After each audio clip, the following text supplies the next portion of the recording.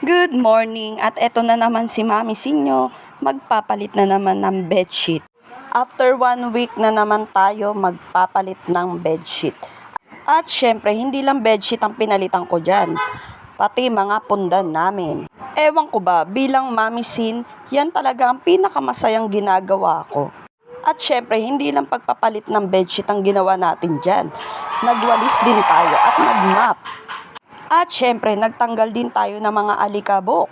Sabi ko nga sa inyo, sa paglilinis, tumabi kayo. Pero sa pagluluto, aba, ako ang tatabi. Pasensya naman, at si Mami Sinyo, hindi marunong magluto yan.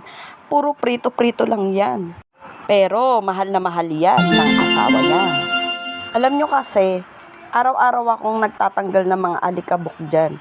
Kasi nga, di ba sabi ko nga sa inyo, kasi nga hikain yung anak ko, kaya araw-araw kailangan magtanggal ng alikabok ni Mami Sin. Fast forward na nga at eto na ang itsura nung pagkatapos kong maglinis at magpalit ng bedsheet. Salamat sa panonood! Huwag na kayong mahiyang mag-like and follow kay Mami Sin. Like and follow.